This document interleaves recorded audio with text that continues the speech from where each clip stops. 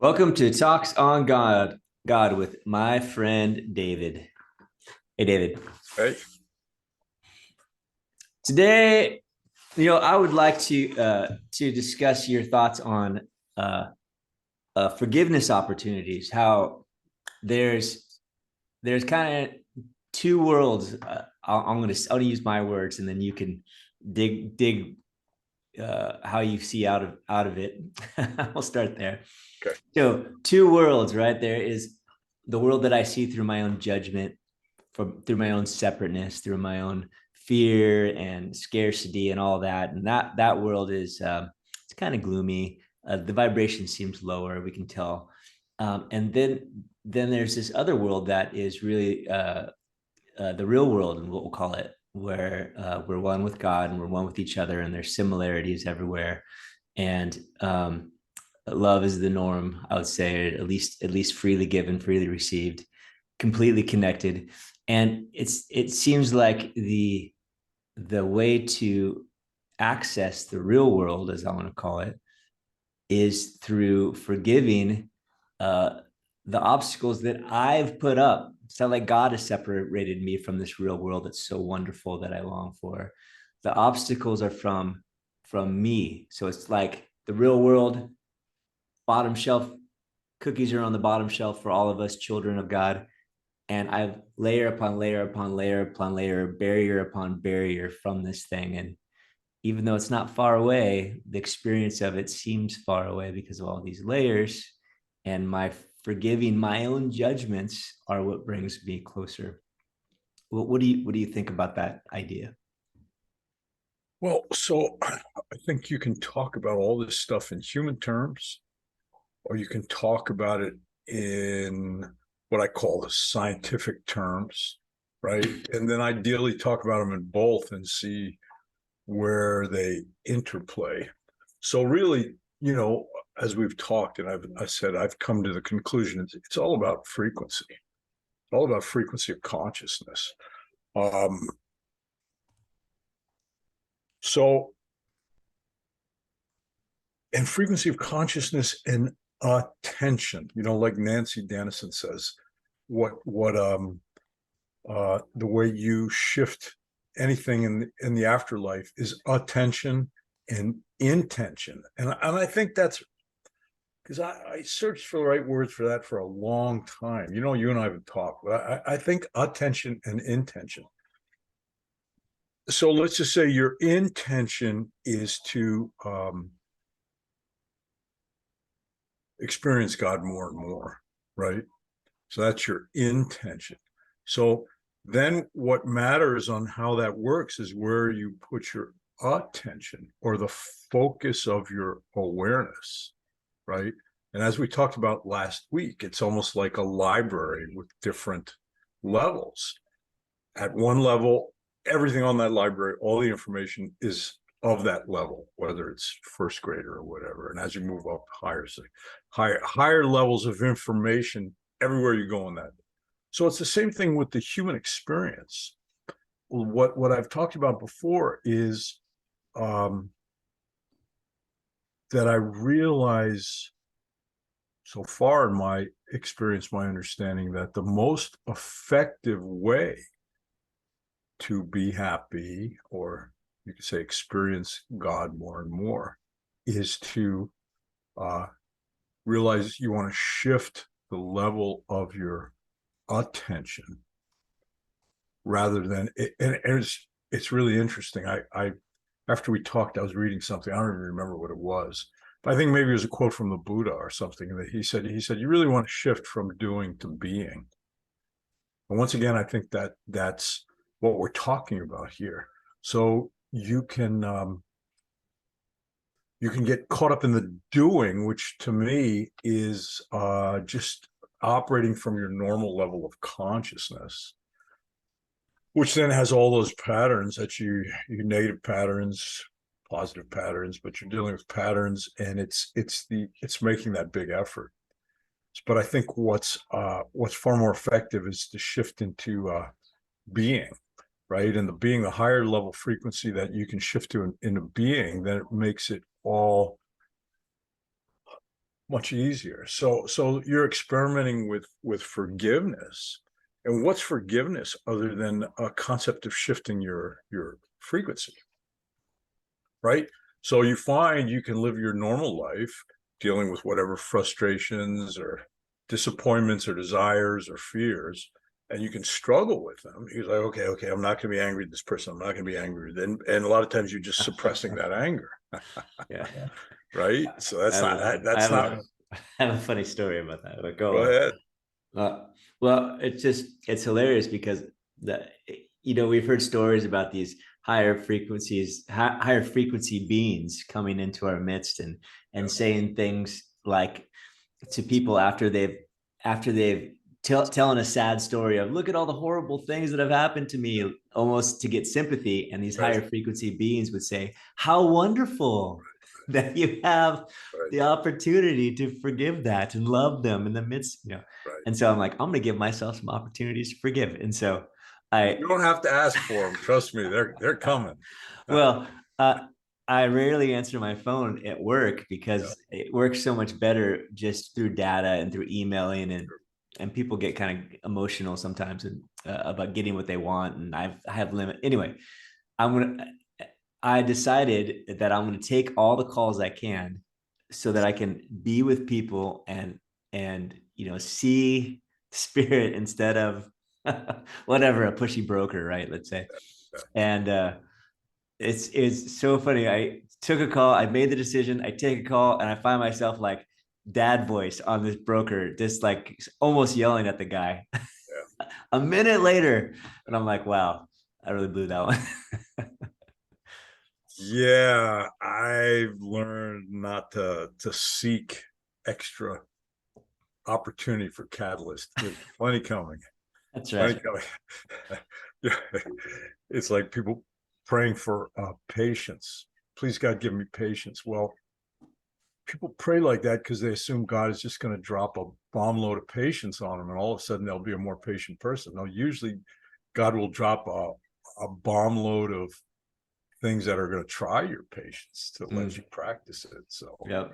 Yes, I exactly. quit asking for stuff like that. It's like, God, you know what's best. Just do what's best. I'm not asking, right? So Yeah. so Shifting frequency. Sorry. Go ahead. yeah, so shifting your frequency, and to me, I find one of the most powerful ways to shift frequency is put the divine judgment on this too is God, and this is also perfect, right? That helps me shift my frequency easier than anything else, because if I'm trying to say, all right, I'm not gonna be mad at this guy, he's not being a jerk or whatever, that's not gonna work. You just suppress it. It's like you just suppress that frustration, then it usually will, like a pressure cooker, build up and then you explode on somebody, right? Whereas if in my mind I say, this too is God as this person bringing me a catalyst for my growth. And it's exactly right. For me, that helps me shift. If I could give just one thing to do to help shift your frequency, that's a big one. The other big one is hold the intent for the good of the other. So, I mean, if you're going through a difficult situation, just to remember it's God that brings it to you for your highest good. Just like you were saying, the high frequency beings, they look at the difficulty in your life as a wonderful opportunity, right? Well, that's why they're high frequencies, because they've learned to look at things differently than we are. And that raises your frequency. It's not so much that they're a high frequency being and then they spout this wisdom because they're high frequency beings. They became high frequency beings because they learned to look at things in a way that makes holding compassion and love and patience makes it easier to do it. So that's the trick. The trick is to rearrange your thought processes in a way that makes this whole trick of raising your frequency easier. Because if you're constantly struggling with it, it's not going to work. It's like doing a diet that's physiologically wrong and you're constantly having to use willpower to fight off cravings and hunger, and you're just miserable all the time because it's just you're having to use tons and tons of willpower, right? Whereas if you get one physiologically correct, you find, oh, I'm not even hungry. I'm just going to skip that meal. Effortless. So to me, that's the proper spiritual process. Is you'll find it may not be necessarily effortless, but it's definitely should be doable. Should be doable. You should not be thinking, I don't know how much longer I can be patient with this person before I just lay into them, right? Then you're just suppressing your feelings of what an idiot the person is, right? Whereas if you shift your concept and say, you know what, this is also God playing this role because it's needed in the world, and it's certainly giving me an opportunity to practice seeing this person as a piece of God playing a needed role, right? And you'll find when you get the right framework, mental framework, your challenge is doable. Doesn't necessarily mean they're all going to go away. They won't be, but it should be doable. I think I told you the story. Is I was on the veranda in India at my teacher's ashram, and I bought some flowers to put on the picture of my teacher up where I was working. And I was at the I was on the veranda where they had this bulldog of a, I don't even know what you'd call this position, but his position was to make sure everything ran smoothly and people were behaving and all that. And he comes by and he picks up my flowers. He goes, "Are these for Baba?" I go, "Well, yeah," because I'm thinking, and he takes them and he goes, "This is not appropriate. These are not the right ones." And he's like chewing me out. My normal reaction would just be explode, right? But I knew at that moment it was God testing me. So I controlled myself. Trust me, it didn't make it easy. I was mad. Right? But remembering that it was a test from God, and I passed that test barely, like a what's barely passing, a D plus, right? I because I was inside, I was really mad, and so I controlled myself. I barely passed. He came back the next day, and he came to me, and this guy's never sweet. This guy was always like, "Urgh." And he comes up to me in the sweetest voice. He goes, I put those on the picture on the altar inside the inner sanctum, so to speak. He says, I put them in there for you. And it's like, to me, that was God saying, yeah, you passed. You did good. But I mean, that's it. Is the only thing that helped me pass that test is remembering that it was a test. In the moment, knowing that God brings you exactly what you need to grow. That was the only way I held on to not just making a big scene. So, I mean, so you'll have some tests that are really easy. You just shift your consciousness a little bit and boom, you're back to loving the person and being patient with them and being kind. And there'll be others a little harder. And there'll be some that you doing everything right, you barely pass. But my teacher had said, when you really, really get angry, he said, if you hold on and control yourself, you grow tremendously in that moment. So to me, the analogy is let's just say you're working on a bench press with your buddy and you decide to try to hit a personal best. So you load on more weight than you ever had before. Maybe it's only 10 pounds more than your personal best. But you got to really psych up and breathe and concentrate. And you just, there's like, you're lucky you can lock it out, and your friend helps you rack it. It's like, yeah, personal best, right? So sometimes spiritually it's the same thing. Sometimes it may take a tremendous effort to pass that particular test, but it's worth it. And what makes those so hard is when you're really emotionally upset, the thing you want to do most of all is whatever you'd like to do when you're really upset, whether it be yell or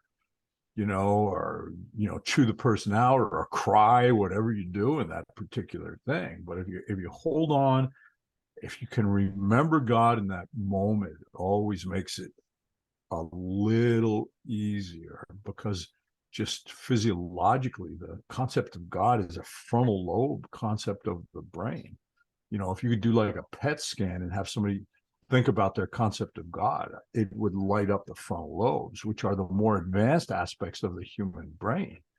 Whereas the more animalistic parts is your brain stem. That's fight, flight, and reproduction. So if you let yourself get really angry, all your higher centers of your brain shut off. You can't really operate from two major centers at the same time.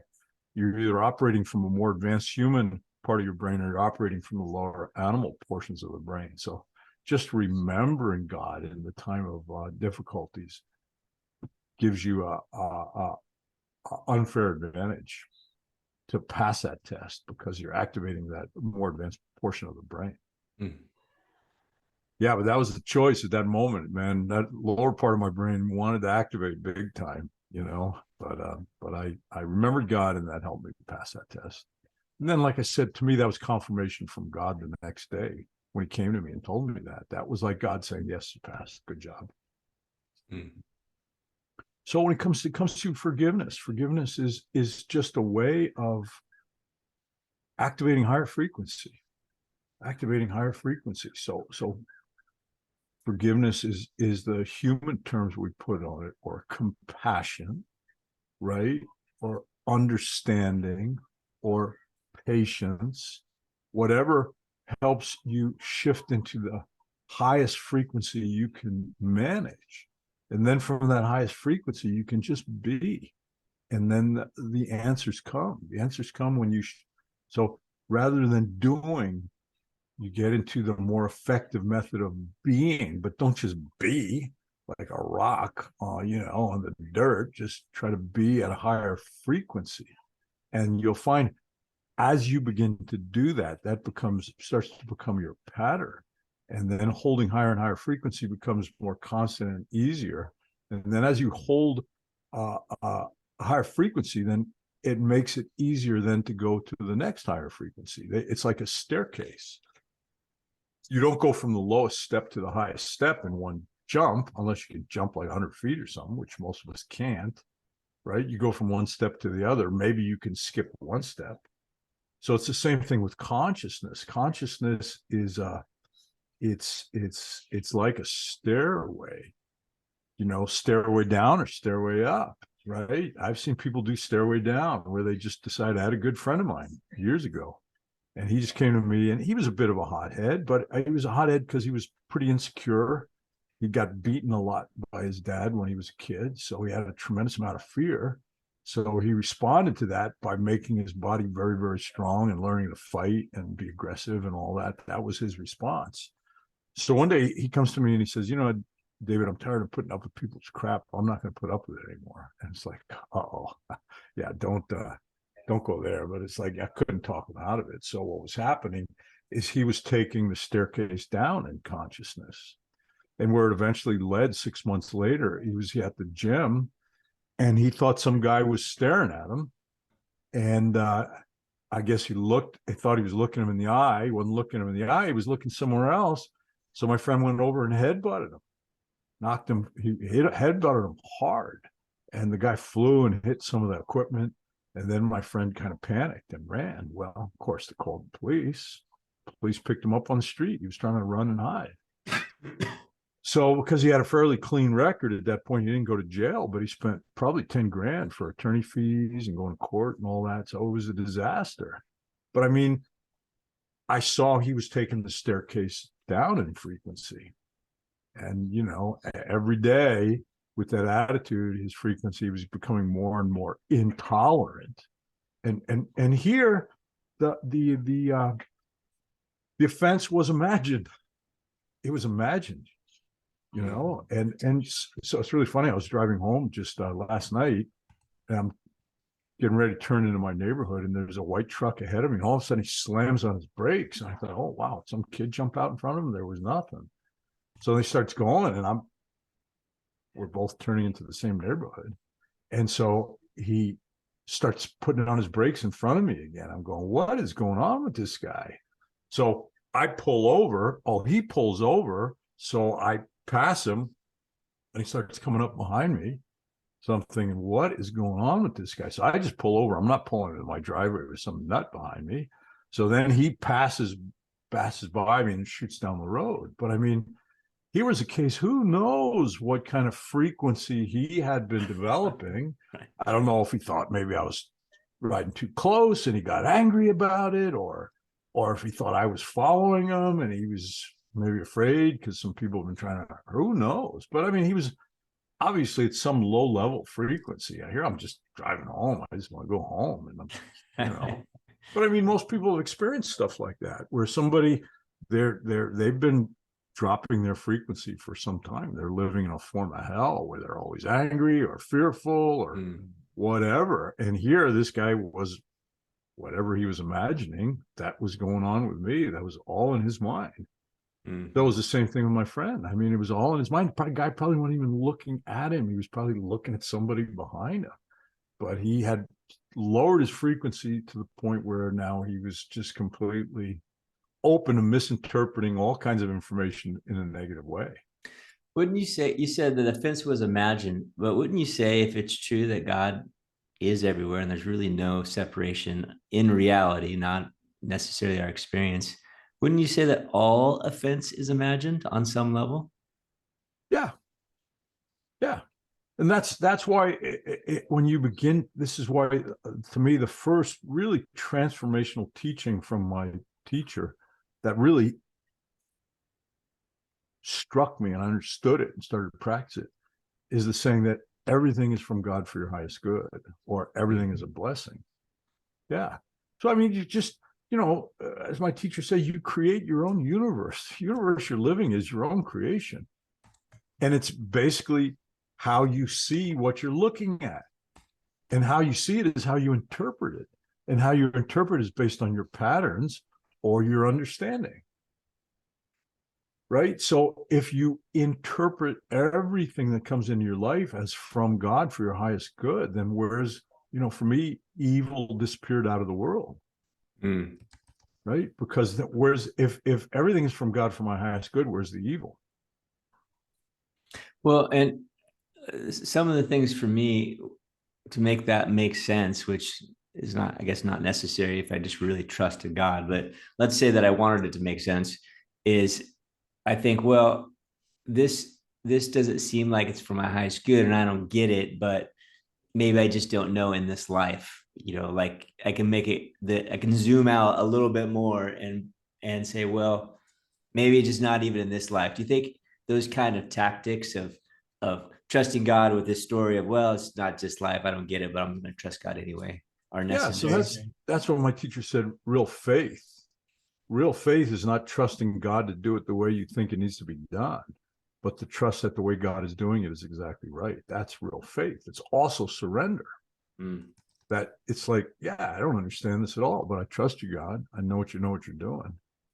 The other thing, in order to make that work, I mean, say there's no evil in the world. Well, somebody can say, well, my sister was raped and murdered. You tell me that's not evil? Well, of course it's evil to our perception, but really, in order to make it work in all circumstances, you have to understand that we're mortal beings and God made our true self completely safe, but none of these physical bodies are safe. They're all going to die, and they're all being used to get the lessons we need in order to progress. So if your reality is these physical bodies are the most important thing, then you're going to lose your faith in God really fast. The moment he, quote unquote, let something bad happen to you or your loved ones. And that's unfortunately what happens with a lot of people, is their faith is trusting that God's going to give them the life that they think they should have. And if it's not going right, they're mad at God. If it goes horribly wrong, like the death of a loved one, then they're just like, they're done with God. I went through a period in my life where I was really mad at God. Didn't even want to talk to him, because my first child, my son, who's now in his 40s, when he was a little guy, he got really, really sick with asthma. And it just kept coming back and coming back and coming back. And I'd pray and pray and pray. And it wasn't getting any better. And I finally, it's like, I was pissed. It's like, what has he done to deserve this? And, why aren't you, I'm being a good person, living a good life. Why aren't you answering these prayers. Mm. Right. It wasn't until later that I realized he was doing his best to answer those prayers through prompting me to look in certain places, that when I finally did, he started doing better. But like I said, that's real faith, is trusting that the way God is doing is exactly right. And that's the only thing in my mind that's going to get you through this life, is to trust God completely, because most of it we won't have any understanding of why. You know, and you don't have enough of the story to understand why. But just trust, as you get to know God, you see God is so incredibly sweet and kind that if you're going through a difficult time, it's because there's really no other way to do it. You know, and if you live long enough, you begin to see that, you know, but maybe in the early stages, you don't see that. But if you live long enough and you pay attention, you'll see that sometimes your most difficult things were your greatest blessings. But We can see that though. I mean, just as parents, we can see that, right? I have a 5-year-old that wants to eat chips. That's it. Only chips, 24/7. Yeah. And as a parent, I'm like, no, you can't have that. And he cries and he's so sad. Yeah. And then as teenagers, right? I wanna be high and have sex 24/7, high in sex, maybe drink, maybe have some excitement going to I don't know, whatever, right? And then you have someone come along and say, hey, you should maybe meter your experiences a little bit, or whatever it is, right? I'm making it up, but we have these different perspectives at different time that totally is missing valuable information on where we want to go. We're hurting ourselves. Yeah, well, it's like if you have a pet and you got to put medication in their eye or something. I mean, they'll be not understanding at all why you're being so mean to them, right? They just don't have the understanding. So, I mean, it's the same thing. That's real faith, is just trust God. That look, he's really good at this. He knows what he's doing, and he's pretty merciful. So if you're getting your butt kicked, it's just because nothing else was going to get you there. So, but that's a mature spirituality. That's a mature spirituality, is when you start to trust God no matter what, right? And the other thing is for most people, a lot of times their spirituality is just bargaining. I'm going to do this, but here's what I expect in return. How many people seek God for God's own sake? Just God, I just want to just be with you. I'm not expecting any particular favors or anything like that. Just being with you. You're my dearest friend. I just want to spend time with you, right? So I mean, but it's all in time. It's all in time. I mean, we all get there, right? So this is for people that are sick of the slow pace of their progress and sick of suffering in this life. Just to give you some tips, right? It's like on these video games, they got magazines that publish cheats. You're sick of failing at level 2. You want to get up to level 10. You want to defeat the game. This is my just sharing my cheats, right? To help you have a happier life, feel more peace, feel more joyful, more fulfilled, right? So these are just cheats if you're interested in moving up in the game a little faster than you have been, and that's it. That's a very small percent. Although, I think we're heading into a time in the history of this planet that more and more people are truly seeking divinity, whether they recognize it as that or not, seeking more peace, seeking to be happier, realizing that the whole materialistic thing is limited in its ability to make you happy. So I think people are really starting to seek. Well, I'll just, in my terms, if you're seeking more peace and more joy and more happiness, you're seeking a greater awareness of the presence of the infinite creator within you. And these are some of the methods to begin to experience it.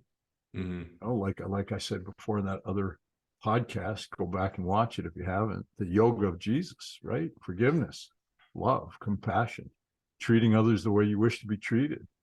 Don't judge, right? Those are all really, really powerful methodologies to begin to raise your frequency and begin to wash out your billions of human judgments that are making you miserable every day.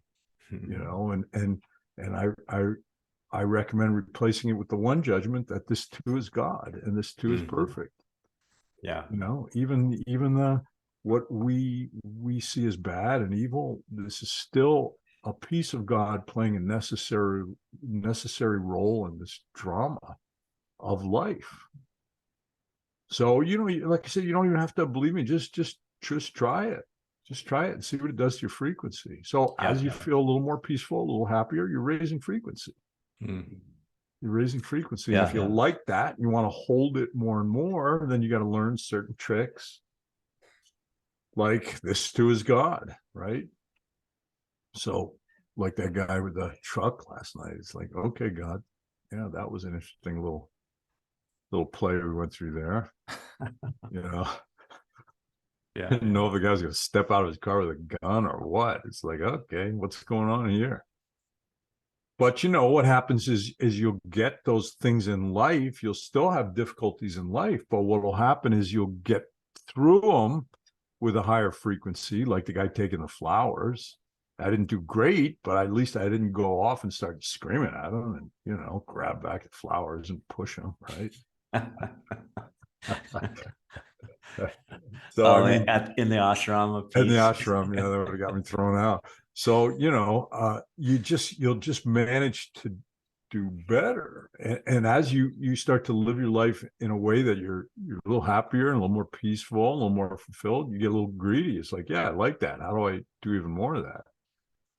So you learn to just practice like you're doing with your forgiveness thing, right? So rather than just going through your normal thought patterns of applying your judgments, then getting aggravated or angry or whatever your normal reaction is, then try to suppress that, which doesn't work. You're approaching it from a different angle. You're saying, well, you know what, forgive me here, and I forgive you. It's a different approach, but I would say what you're doing is you're shifting to being rather than doing something, right? Which to me is the divine methodology. The divine methodology is shifting to higher frequency than operating from that frequency. As Jesus said, a man speaks from the abundance of his heart. I would say a man acts also from the abundance of his heart. So what you're doing is you're trying to reload your heart with better frequency stuff. Right? So then, because you will act from the abundance of your heart. So in other words, you act from the frequency you're holding.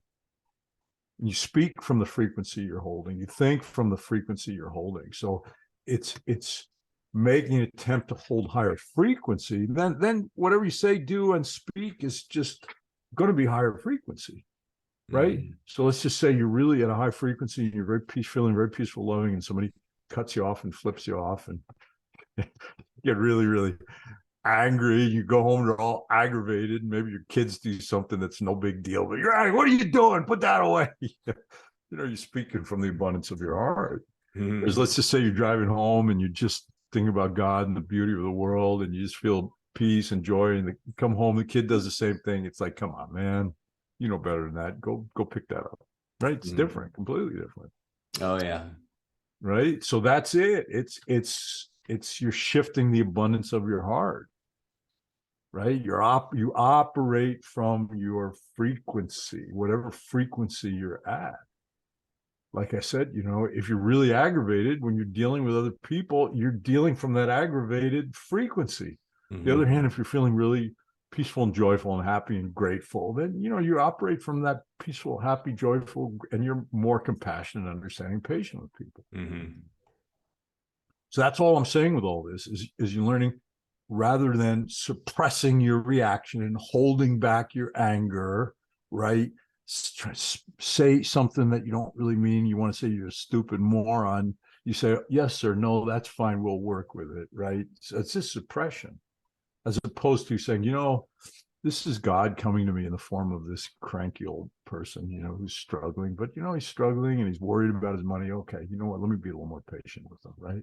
So once again, that's you're shifting frequency rather than suppressing your natural urge to choke life out of them, right?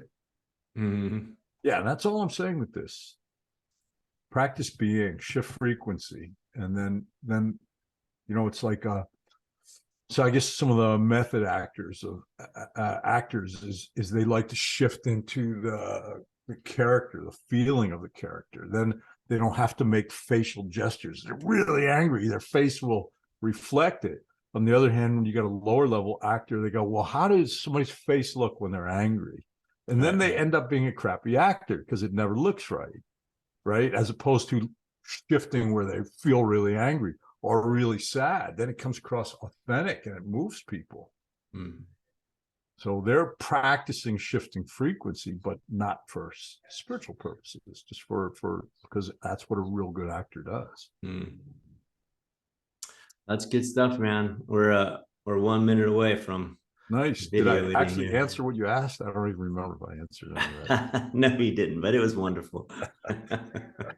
So good luck naming this episode. I know. All right. Okay. Well, all right, man. Thanks again, man. Thank you.